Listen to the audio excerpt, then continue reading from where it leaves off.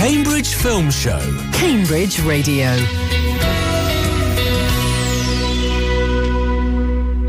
Hello, and welcome to Cambridge Radio. This is the Cambridge Film Show, your fortnightly deep dive into what's new at the cinema and on streaming. Well, we have made it through the 12 months of January, and as the days get slightly lighter and spring lingers in the near distance, you will still find us inside watching lots and lots of films. My name is Yosra Osman, and tonight I'm joined in the studio. Tonight? Oh my goodness, you might be listening tonight, but it's actually noon. And I'm joined in the studio by my wonderful co-host, Matt Taylor. Hello. Alongside our excellent panel of reviewers, Emma Marchant. Hi there. Vicky Ayre. Hello. Nick Menzies-Kitchin. Hello. And joining us very shortly, Stewart Paske. On today's show, we've got a lineup that really spans the spectrum from dark satire and high-concept thrillers to intimate portraits of grief, creativity and connection. Plus a couple of films that may test your nerves along the way, maybe out of fear, I don't know, maybe out of frustration. You can be the judge of that. On the menu today, we've got Park Chan-wook's No Other Choice, which is a satirical look at desperation and survival in the modern workplace. H is for Hawk, adapted from Helen Macdonald's memoir about grief, nature and an unexpected bond. Bradley Cooper's Is This Thing On, the John Bishop-inspired take on reinvention and middle age, just set across the pond. Creature feature horror Primate, where a family holiday takes a very dark turn. And then we've also got the AI-fueled courtroom thriller Mercy, Oliver Hermanus's The History of Sound, and finally The Rip, which is our streaming choice for this week. So we've got lots and lots to get going on. Matt, over to you. Thank you, Yossi. First up, we've got No Other Choice. This is a darkly comic social satire from acclaimed director Park Chan-wook, who was the director of Old Boy and Stoker. Starring Lee Byung-hun as a loyal but suddenly unemployed paper company worker whose job disappears in redundancy. Frustrated, he hatches a dangerous and drastic plan to fight his way back into the workforce by any means necessary. Now, I know a lot of people are very excited for this, and I really enjoyed it myself. So, Vicky, I'll come to you first. You've already called it your film of the year, based on a 1997 novel called The Axe by Donald Westlake. So what I want to ask you is this still a relevant satire of the job market, or is it just an excuse for a bit of stylish Korean violence? What do you think? I think Park Chan-wook in recent years, past the Vengeance trilogy, with this his last film, Decision to Leave, I think he's starting a new era as a director. I think this carries on his legacy, and to which 5 stars for me, 100%. It is dark, it is hilarious. Lee Byung-hun is an incredible frontman. We're just so robbed that he didn't get a proper Hollywood run. Absolutely, and you should have seen my reaction to the Oscars announcements. It was very, very comical. But in such, I think this is essentially, I want to say it's his masterpiece. I know many people would disagree. People love the Vengeance trilogy, but this is a delicate violence. For me, I think for him, compared to his older self, I think there's definitely some very violent scenes, but the way that this film is edited, the way it's kind of gentle in its darkness. It's almost slapstick violence, isn't it? Yeah, 100%. And I think it's so you really understand that all the misdeeds that are happening, all the crimes, all the killings, it's done with good intent. And I know it's awful to say, but essentially, well, it's done because they claim to have no other choice. Exactly. And you've got an incredible Son Ye-jin as the forerunner, as his wife, as the runner of the family, and you get let into their family life, and you want him to keep this. You're really wanting him to succeed until there's some very hard points, but at the end it kind of just, it's a film that takes you on a journey and it fully delivers to, I think, where the audience is meant to be taken, but with incredible sets and incredible acting. And I can't, although it's a dark satire, I just can't think of a more perfect film I've seen as a complete project this year. Okay, well, and it still is only January somehow, but okay, so Emma, I'll come to you next. So my sort of takeaway from this was that the title of No Other Choice is about how capitalism kind of allows people to abdicate responsibility for their own decisions. So at the start of the film, we get the paper company being bought by sort of an American kind of venture capital firm and saying, we've got no other choice but to sack half the workforce. So how did you feel about this as a critique of capitalism? Well, I think that Korean cinema and television has had such a massive popularity boost or awareness boost, let's say, and a lot of that is thanks to Squid Game. Still, I think Netflix's biggest show, and obviously that's where we've seen Lee Byung-hun as the literal frontman. So I think we're aware that Korea, and Korean artists are really desperate to make their feelings loudly heard about, the way that capitalism is also almost ruining Korean culture. What I really liked, I think you have this scene at the beginning where Man-soo, Lee Byung-hun's character, tries to. He has this whole speech. And he's practicing in front of the guys that work for him in the lumberyard, in the paper mill, and he doesn't even get the chance to say it to these Americans. They just switch right past him into the limo. Well, because they have no other choice. Yes. So, and as it goes on, it turns out that there are many choices that are made because there are maybe no others. They could be good or bad. As Vicky said, there is violence here, but it's told in such a delicate and beautiful way in that traditional Park Chan-wook colour palette, the jewel tones of the blues and the reds and the greens and the yellows combining, alternating. It's a gorgeous film to look at. And I think as well, I really like the fact that it was set around paper, which isn't this sort of tangible yet also intangible thing that they're all fighting. So they are paper men through and through, as they keep saying. And something that's gradually becoming obsolete. Yeah, and so clinging on to that. So like you say, this is based on, did you say 1997? I believe 1997, yeah. But isn't this interesting that one of the biggest films that has been recognised at the Oscars, No Battle After Another, has also been based on a 1990 novel, but also feels very relevant now in 2026. And this in the same way, yes, it could be based on something that could be a little bit aged or in its time, but they've managed to bring it right up to date, and it sits there and it has messages to say in just, as Vicky said, it's beautiful, it's violent, it's funny, and the craftsmanship in this film is second to none. Yeah, I would agree. I would probably describe this as a jet black comedy of just the absolute darkest you could get. So, Yossi, I'll come to you next. Do you feel that there was a good balance between the sort of comedic, slapstick elements of some of the killings versus this sort of critique of how the job market forces us to essentially, kill each other in terms of your life prospects, potentially? Yeah, I do actually. I mean, I'm sitting here listening to Vicky and Emma, and I'm like, oh gosh, I don't know what to add really, but just that I agree very much with them in terms of, I think this is a very well crafted critique, and actually I think it does a very solid job of actually showing how for our jobs can be a fundamental part of our identity and our value as humans. Now, I'm not saying that they should be, and I'm not going to get on my soapbox. They reference that at the start, don't they? Say in Korea, losing your job is referred to as having your head cut off. Exactly, and I think the way that they use satire to explore that in this film is very well done, and just being unwilling to change. As Emma said, these are paper people through and through, and to show the desperation in the way that it does, with a bit of absurdity, with a bit of humour, made this quite an enjoyable experience for me.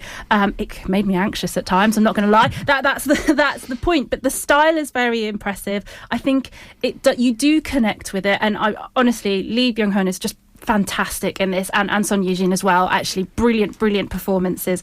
So I really like this one, and I would recommend it highly. Can I just say one thing as well? Whoever set designed this, I think the house in this is, I think the set design, I don't know how much Park Chan-wook has to do with his own set design. Maybe, I don't know how auteur he is, but the house in this as well, because obviously a lot of this was about keeping your job so you can keep your house, so you can keep, it was just divine.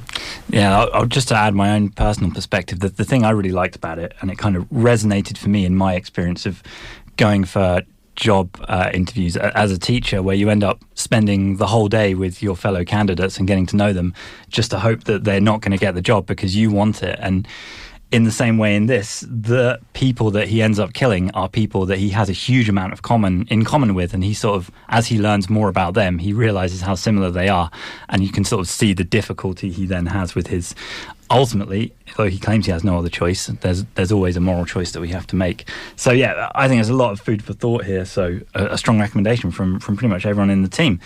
So yeah, it's BBFC Cert 15 for strong language and strong violence, and it's showing at the Light and Arts Picture House. Thank you very much, Matt. Now it's on to me, and we're just going to play a trailer for H is for Hawk. Nice chat, Dad, I just saw a pair of hawks. A pair? Yeah, they were sort of gliding around each other. Beautiful. My dad, he was a quiet man with a camera. Watch carefully so you remember what you've seen. And he was the only person who understood me. And now he's gone. I miss him terribly. There'll be a time when all this seems like a bad dream. But Dad wouldn't want us to mope. You're not moping now, are you? No. H is for Hawk is directed by Philippa Lowthorpe and adapted from Helen Macdonald's best-selling memoir. It stars Claire Foy as MacDonald in a deeply personal story about grief. Following the death of her father, MacDonald retreats from the world and begins training a stubborn hawk called Mabel.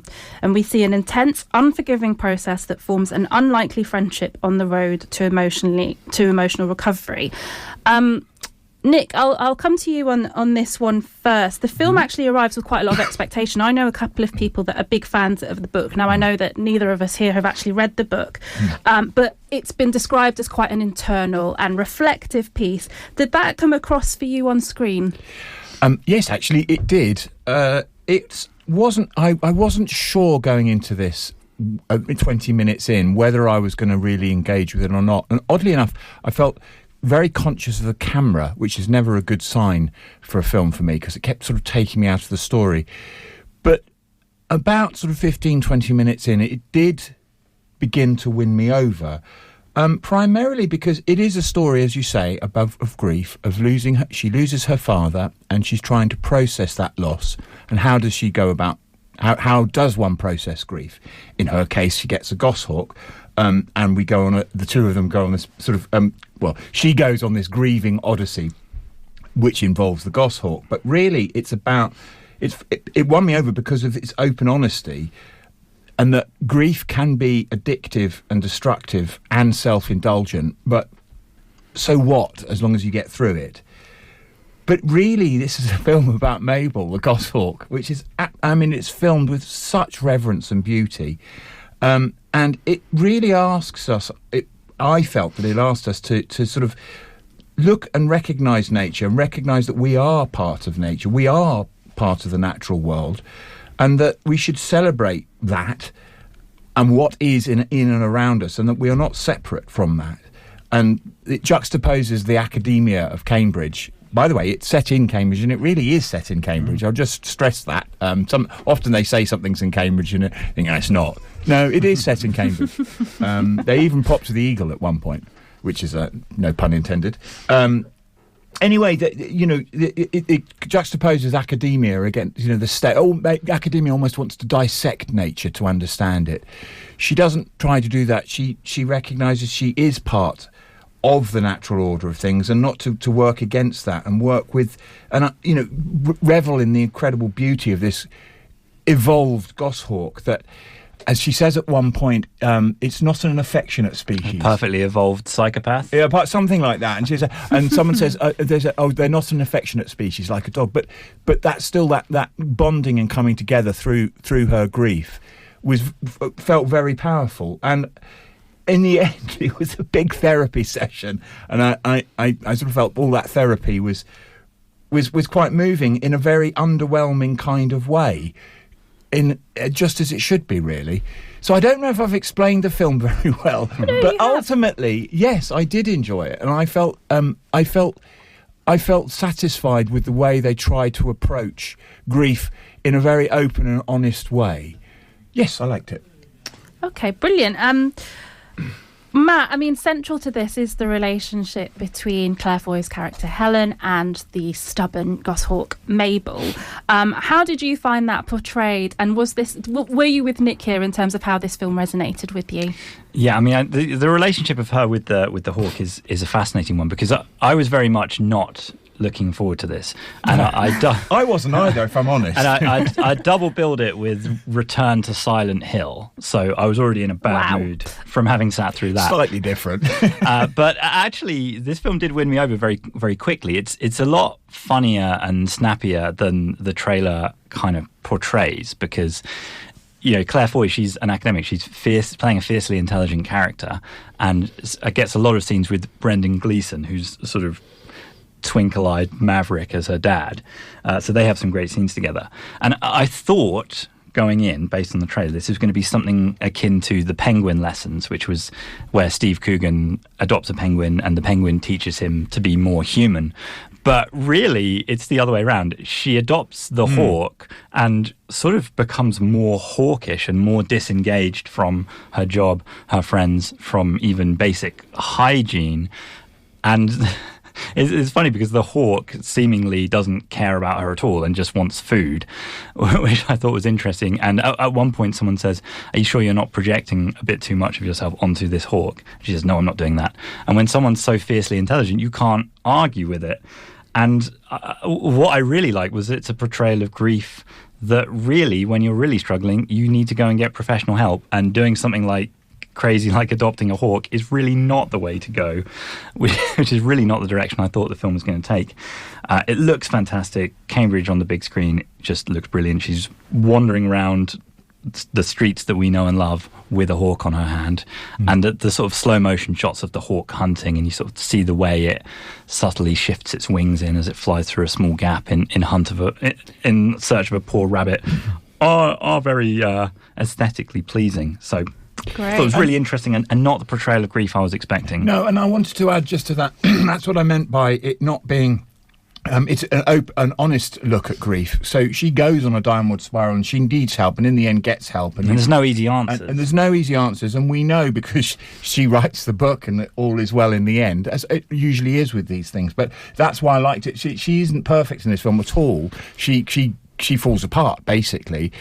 But I did also want to add to exactly what Matt said. I wouldn't want people off going to see this film thinking, oh, gosh, it sounds like a heavy watch. It isn't. It's light, it's charming, it celebrates life in a strange kind of way, in a positive way. And so it's not it's an enjoyable film, even though it's about a loss of a father. I think thank you for that, because I think looking at kind of the marketing and understanding what this was, I think I was actually quite put off from watching this, but to understand from you that actually it's not a kind of a bleak affair, there's actually quite an enjoyable experience to be had watching this. That's great to hear. Okay, so that is H is for Hawk, which is showing at cinemas now.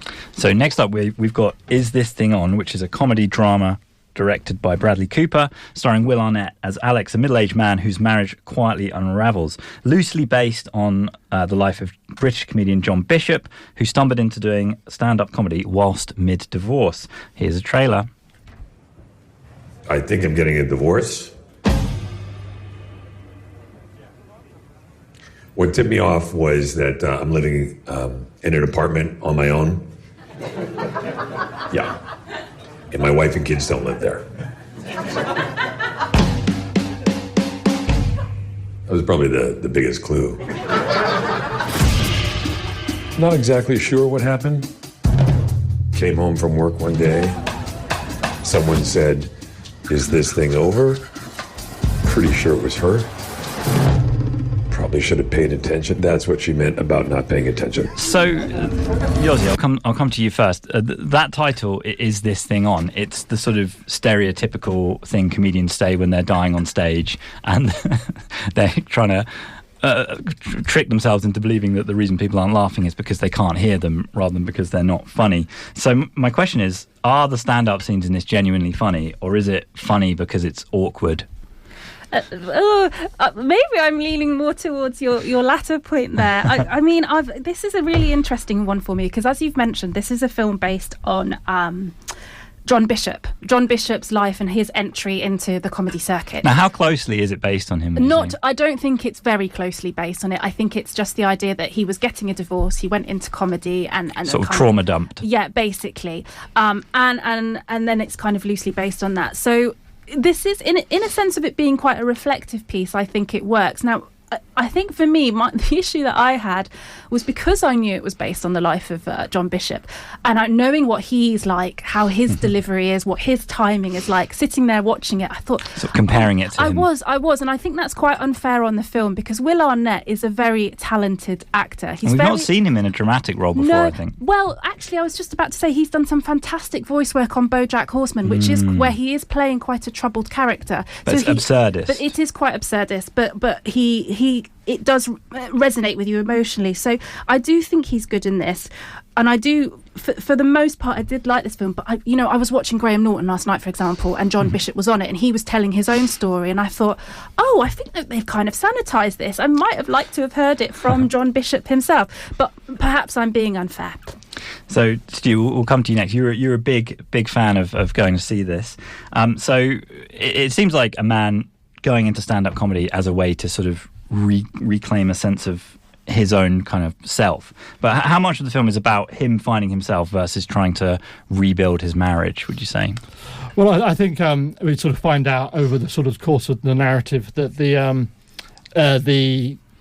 actual sort of process of becoming a stand-up comedian ends up very much being his sort of therapy in itself, sort of thing. So he sort of...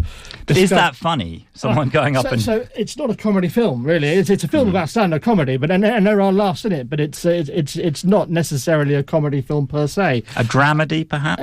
Perhaps, yeah. I think it's a very dry comedy, if that. And there's a lot more heart to it.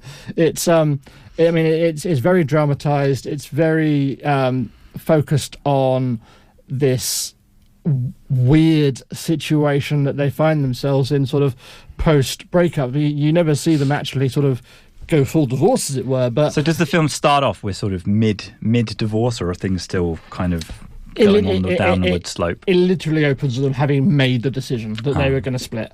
And then you begin to see over the course of the narrative what that sort of starts to do to their family, the impact it has on their children. And presumably he's using this as fodder for his stand-up career. To start with, yeah. I mean, I'm a big fan of stand-up comedy anyway, and you'll, from a lot of comedians, you'll see that many of them sort of stumble into comedy routines because they're processing personal issues. and where else are you going to draw your inspiration from, particularly if you're an observation comic, then your actual life and the things happening in it. You see in the course of the film as well the impact that has on his family when his kids stumble across his comedy notes. So he's sort of keeping this as a secret. Yeah. So he keeps it to himself for... I don't know, maybe he's been doing the stand-up a few weeks before his family starts sort of catch on. And they obviously all think he's crazy, that he's mad, because in this narrative, I think he works in finance, whereas John Bishop was a medical salesman, I think, when he stumbled into stand-up. So he works in finance. It sounds like that might almost just be window dressing, though. Yeah, he doesn't. It's very little touched on in the film. It's like he has a career, that's what's getting the money in, but he stumbled into comedy, and you see the very beginnings of what is a comedy career there, in so much that he's doing the open mic nights for free. So one of the whole points of the narrative is he stumbles into stand-up comedy because he didn't want to pay the cover charge in a bar. It would have cost him $15 to have the privilege of sitting amongst fellow people to have a drink, and he just signs up for the open mic just so he can get a drink for free, and then spills his guts on the stage talking about he's going through a divorce. Yeah, that's the bit in the trailer, isn't it? Which I think actually does work quite well. Yossi? Yeah, I just want to make a point as well, actually, because obviously we're talking a lot about the central character here, who's based on John Bishop, but there is a really good supporting cast in this as well. Laura Dern, who plays the wife, and Kieran Hines is in this, and Bradley Cooper, who wrote and directed this. He appears to be playing a character called Balls. He's playing a character called Balls. First name, surname? He's the wife of a character called Christine, and he's I can't remember his actual name, but what I want to say about Bradley Cooper in particular, right? So he directed this, but in the film he's actually playing a sort of comedic relief character, and it just reminded me that Bradley Cooper, when he's not taking himself too seriously, is actually really good on screen. Less Maestro, more Balls. Well, I loved Maestro. Oh, sorry, I did not. Yeah, I would have to say I did not love Maestro either. Okay, so that is this thing on, which is another Certificate 15 for strong language and adult themes. It's only, unfortunately, showing at the Everyman Cinema in Cambridge, so go and check it out there if you're interested. Yes, and we are moving on to something altogether a little bit different. So we're going to talk about Primate. There's someone I want you to meet. This is Ben. My hand? He wants to shake my hand? Yeah. Hi, Ben.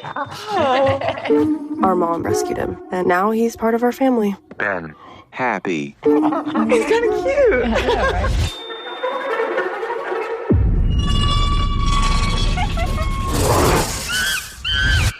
Ben?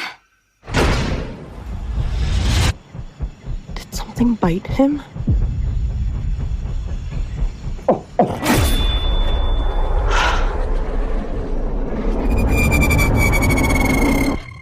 Ben? Oh, here we go. Okay, Primate is directed and co-written by Johannes Roberts, and it's about a family whose tropical getaway turns into a terrifying fight for survival when their pet chimpanzee becomes violent. It's brief and it's brutal, I think. I was too scared to go see it myself, so I'm just going to turn to Matt. I've been a little bit cautious of this one. What can our listeners expect if they choose to see this? Well, I think the closest kind of touch point would be the Terrifier movies, because whilst this is a lot more grounded than Terrifier, it does have a lot of gore, a lot of practical effects, and the monkey appears to be a guy in a monkey suit with increasingly scary masks as the degree of the rabies sets in. I mean, one issue I did have with it was it seems to have made a bit of a compromise to streaming, because we open with a sort of cold murder happening by the monkey, and I think it would have been better if we could have just started the movie by seeing the monkey as a member of the family, because this primate, Ben, had been adopted by the family as a little baby chimp, and he'd lived with this family for his whole life. And I think seeing that, and obviously we as the audience know that we've gone to see the horror monkey movie, so he's going to turn horrible, but if that had been revealed after we'd already got to know Ben as the lovable kid brother, then I think it would have hit harder. But I can understand, this is probably going to be a big hit on streaming, so you want to grab people straight away. It's very, very nasty. I should stress that. Very, very wince-inducing kills.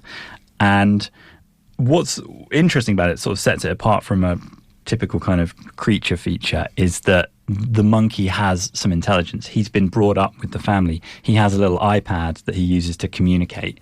And as the rabies kind of takes over his mind, he begins to sort of use that iPad to be quite threatening towards the family. So I think you heard in the trailer he's saying, Ben happy. He says many other more sinister things as the film goes on. We should also point out, directed by Johannes Roberts, Cambridge local, so another Cambridge connection. All the Cambridge connections this week. Love it. But yeah, I would highly recommend this. I think the trailer for it does that thing where they film the audience instead of showing you the kills, and with the night vision camera, everyone's jumping out of their seats. There's an interesting little wrinkle in that the father figure, or the father of the family, is deaf, so has to communicate with sign language. Is that Troy Katz's character? Yes, Coda from Coda. Yeah, of course. I couldn't remember where I'd seen him before. So we get some nice horror from his perspective, where there's no sound, and we can see the carnage in the background, and he's kind of blissfully unaware, just going about his day. There's a tremendously funny scene midway through where a couple of frat boys turn up at the house, and we get a particularly protracted kill scene with one of them, which is just had the cinema I was in just cracking up with laughter. So yeah, really funny, but really, really nasty and gory. And thinking about this as a very nasty film and quite a brutal, and there's a lot of violence and chaos, but obviously this is about having a pet chimpanzee. I wonder if the film actually has anything to say in terms of a point or a commentary, or is this more just about the visceral experience? I'm not sure. It's a good question. I think it would have worked better from that perspective if we'd got to see more of the family life, like having this cold open where we already see chimp murder within the first 2 minutes. Someone's had their face ripped off. If we had started with the family life, because after that cold open, we then get the sort of montage of seeing Ben in all the family photos and seeing him growing up with the girls. And that's why when he sort of becomes rabid, they initially don't realise what's happening and they want to help him, because it's Ben. It's basically their little brother. And it's, in a sort of typical creature feature, as soon as you see the creature, it's like, kill it with fire. Whereas in this one, they want to help Ben until it becomes apparent that there's no helping Ben. No helping Ben. Okay. I mean, it sounds like this one is perhaps quite an effective horror. My last question was going to be, would it work for a non-horror audience? But I'm not sure. I think you've got to have the strong stomach. There's broken glass on the floor and people running about in bare feet, so you can get the tension of that. Someone's going to have to step on the shard of glass. There's face ripping, jaw ripping, neck breaking, people being beaten with shovels. So Be ready. Fantastic. If that is selling it to you, then please do. And go it's all and- lovely practical effects. And under 90 minutes, I've just seen, which Yeah, we do very brisk appreciate. 90 minutes. There we go. So that is Primate. That is showing at cinemas, and we will be back in just a mo.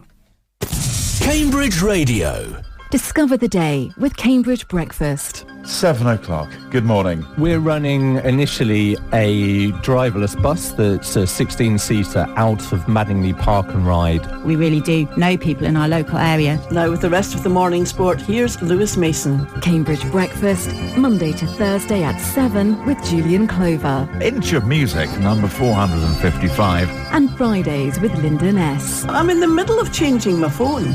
It's horrible. From Cambridge Radio. So, you're looking to buy something that's completely unique. Then it's time you discovered the All Saints Garden Art and Craft Market. Showcasing specialists in artisan crafts, our award-winning traditional art and craft market offers everything from jewellery to ceramics, greetings cards to handmade cosmetics, art to leather, and so much more. Meet the maker every Saturday between 10 and 5 in All Saints Garden on Trinity Street in Cambridge. Cambridge Radio.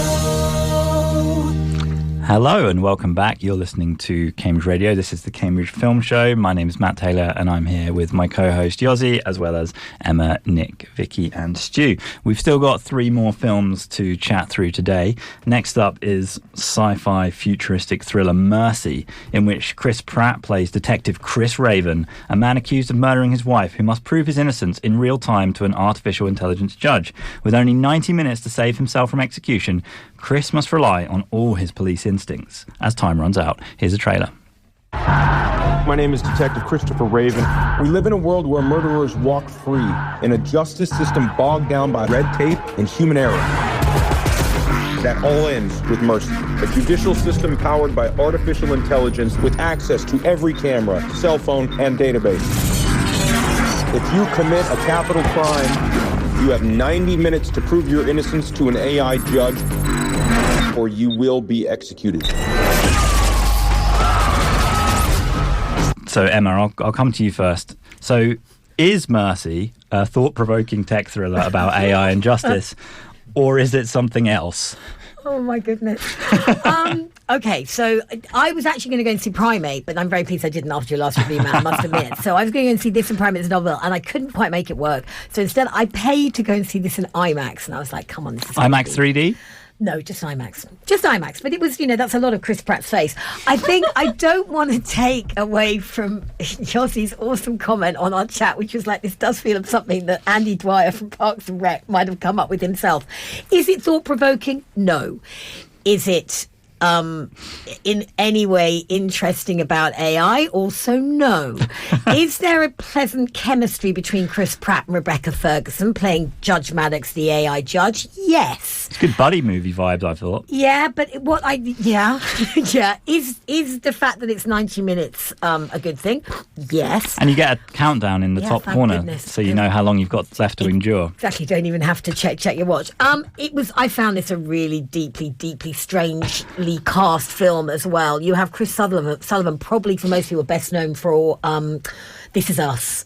Yeah. And then he was in that ghost story, The Presence. Yeah, Presence by Steven Soderbergh recently. And I found him just the most jarring casting I could quite believe. So that didn't help, because it's not a very big cast. You have Chris Pratt waking up, shackled in a chair, and the soothing tones. Hungover and mildly concussed. Yeah, and not quite sure why he's hungover, and it all comes out. And I did like the fact that it made me feel that maybe like police procedural shows will never be around again, because this was essentially a police procedural show with one case condensed into 90 minutes. So it gives you whiplash by the end, I think. And I can't really remember much more about it as I walked out. It's not to say I had a terrible time. I think it's quite fun. You just can't apply logic to it. Well, I mean, no. No, because even the sort of the theme about why he's there and what's actually happened, because obviously I'm sure it's not going to give anything away to, that we're all very much of the belief that Chris Pratt is in fact a good guy and did not kill his wife, even though all the evidence makes him 98%. Actually, that's kind of what I liked about it, was that his character was actually quite unpleasant. I mean, he's sort of an alcoholic borderline abusive father. There was a really excellent scene, I thought, when they're showing him the recording of him being arrested in the bar, because he doesn't remember what he's drinking, and it was one of the most comedic running away scenes, and I'm not sure it was meant to be, but it did just look, it reminded me of Inigo Montoya in Princess Bride, when it's just like run away when he's chasing after the prince or whatever. It just was that there was some fun moments in it, but I just think what an insane sort of waste of maybe money and talent. And then I googled the director, and I've literally... Timur Bekmambetov. Yeah, should I have heard of it? I hadn't heard of anything. Well, he directed Wanted, which I thought was pretty good. He also directed last year's most memed film, which was War of the Worlds, starring Ice Cube. Oh, which did not get good reviews, as I recall. No. I don't know what more I can say about it. I feel like this should and could have been straight to streaming. I don't really understand why this has got a cinema release. Interesting, IMAX 3D. Release. So, Yossi, we'll come to you next. So we get this kind of real-time clock in the corner. He has 90 minutes to prove his innocence, or he's going to be executed on the spot. And we get to see his realization of what's happening and his investigation of the crime, because he's given access to this... way too much access. Dark Knight-style security system, surveillance system. And he can basically do whatever he wants for 90 minutes. Did that add tension, or was that just a bit silly? I mean, this is all very silly, right? I think I liked it more than ever because this is the sort of film that I watch where I just thought, don't ask questions and just kind of go along with it. It's ridiculous. It's a very ridiculous film, but I was kind of hooked, at least for the first sort of 80, 90 minutes.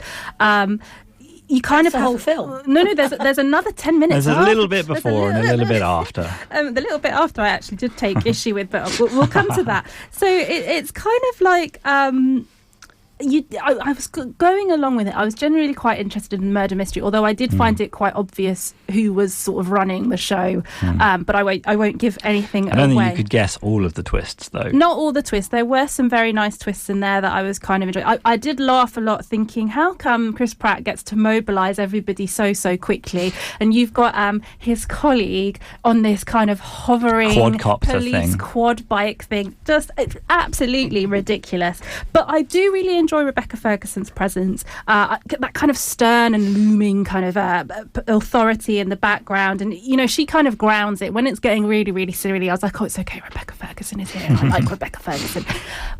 When it got to the sort of last 10-15 minutes, it really goes a bit over the top. It goes crazy, and I was sitting there thinking, this is far too much. I can't go along with this anymore. But I'm not going to completely bash it because I had fun. It was fun. I do think you're right there. That chase scene at the end with the massive truck, if you can't do that well in an action, and it just is, it was just risible, that scene. And a real waste of Carly Reese, who I loved. Carly Rice, maybe Rice actually, who was in True Detective 4 with Jodie Foster as her partner in that, as Jack Diallo. And she's doing most of the on the ground police work. Yeah, and she's also got she's got a solid presence. She's good. I was excited to see her in something following on from True Detective 4, and I hope that she makes better stuff after this.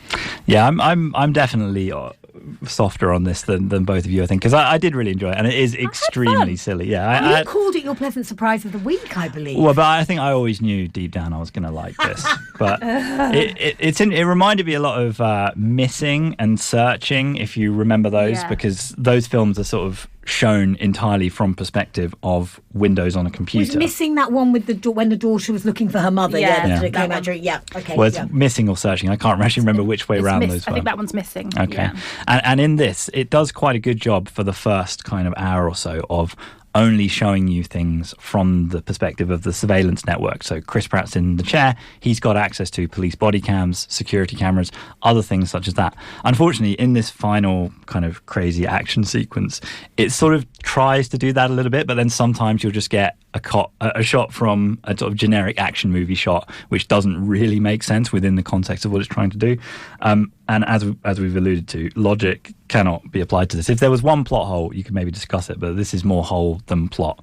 But, I think it's an original idea. I think it's fun, and I think the central two had good chemistry. So, from me, at least, a recommendation. So that's Mercy, Certificate 12A, for moderate violence, strong language, and it's showing at the Light. Okay, next up we're going to do the history of sound.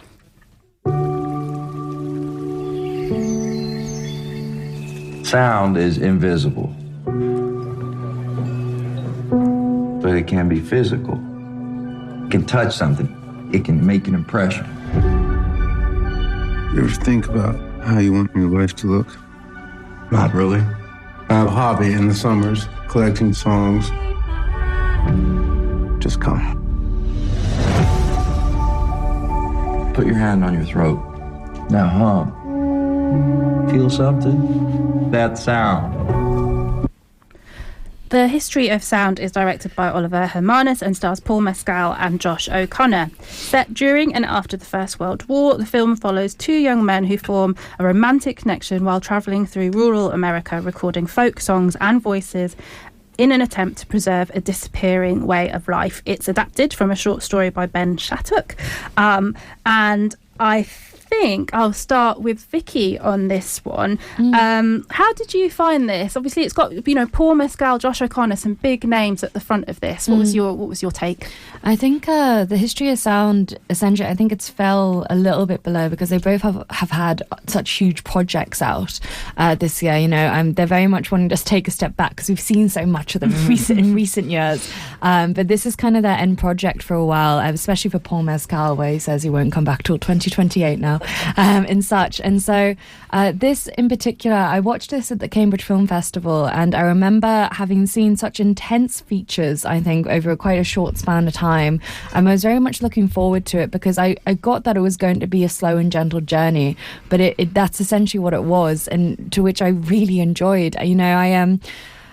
They have a very it's very slow paced with gorgeous songs, and the composing is really something extraordinary. It's the same composer as After Sun, and so which you pick up on all this kind of when something's about to go wrong, or tragedy, or the disappearance, or a longing. I think is the main emotion in this. Is just the longing and the unexpectedness, and there's nothing brash about it. It really reminds me of a film from a few years ago, which is Kelly Reichardt's First Cow, where it's just an enjoyable journey, essentially, and you're just taken along for a ride. And in saying this, Paul Mescal and Josh O'Connor's chemistry is great on screen. I think they make a very good pairing.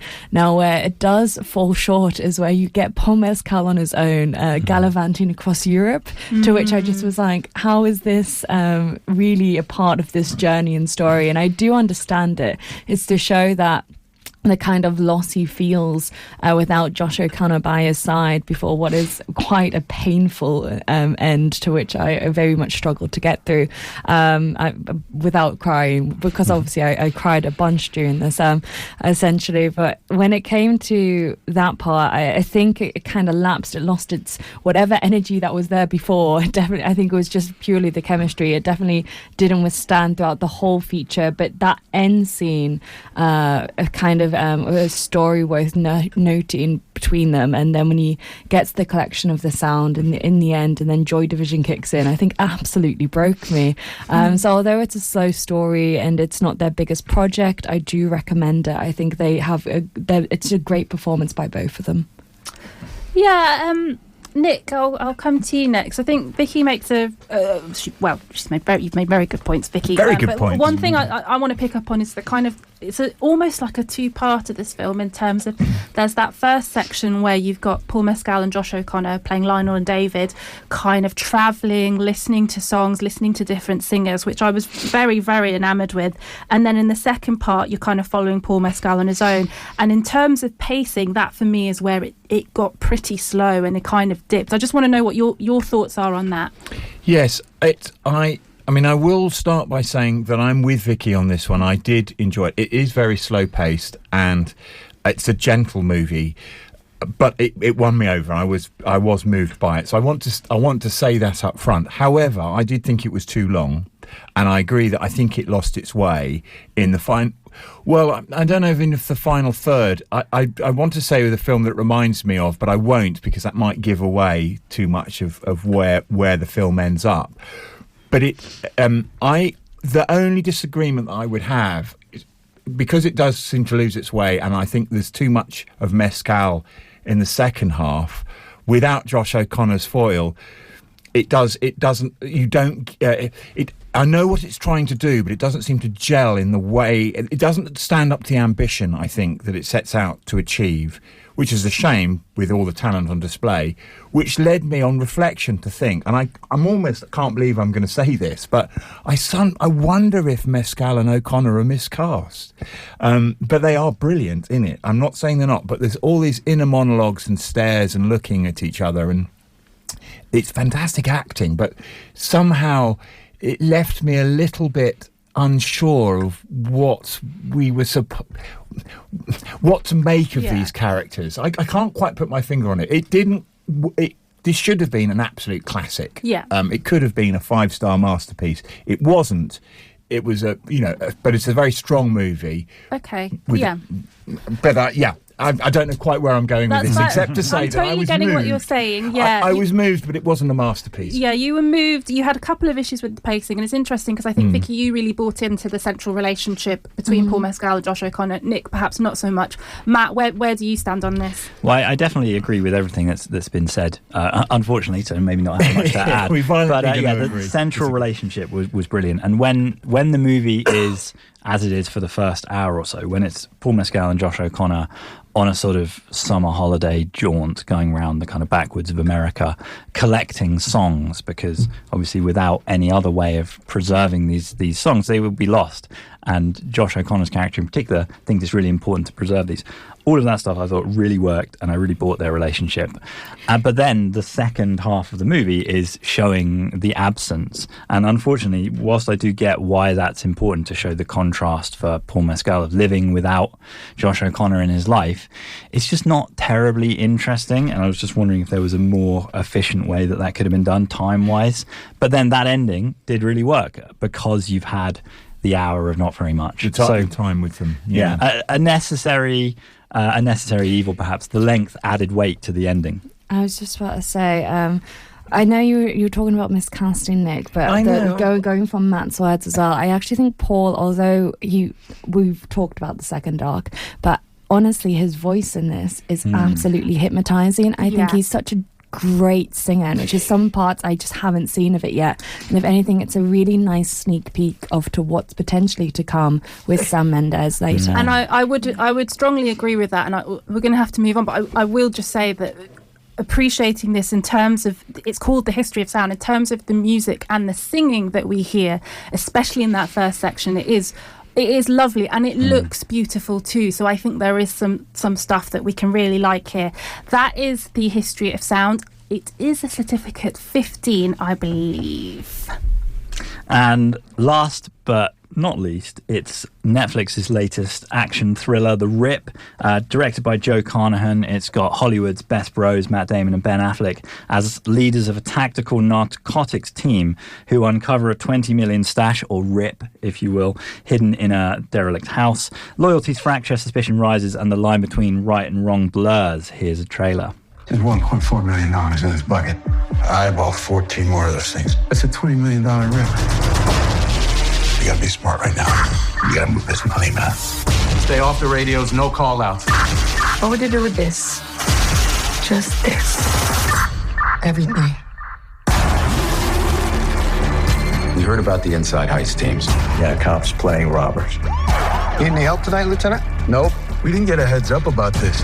So this is the latest gritty, manly man film from Joe Carnahan, director of Smoking Aces, Cop Shop, and Boss Level, of course. So, Stu, coming to you, is this a morally grey cop drama, or is it just another Netflix kind of streamer? I mean, it's not just another Netflix streamer. I think it's been very well put together. It's got a good cast altogether. I mean, Matt Damon and Ben Affleck are obviously the key stars in this. And seeing their relationship fray, as we know they're such great bros in real life. Exactly, yeah. It's really interesting on screen, seeing them having a slightly sort of a more abrasive relationship, but they get on really, really well with their co-stars as well. So we've got Stephen Yuen, who I think people probably mostly remember from The Walking Dead.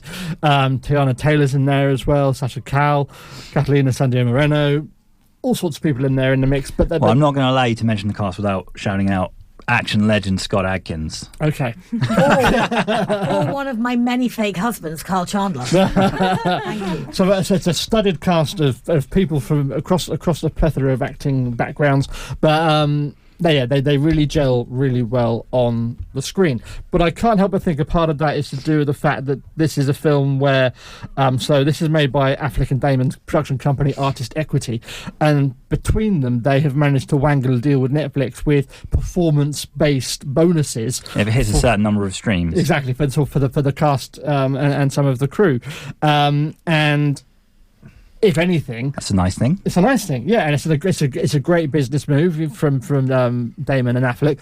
And if anything, you want to see more of this sort of films made, then go and see it, because you'll put more money in the pockets of the people who made it, and hopefully they will see more of these sorts of deals on the streaming platforms to go forwards. Absolutely, yeah, and I wholly agree. It's great to see some revenue share from a project like this. So Emma, I'll come to you next. So with a cast like this, is the story the weak link?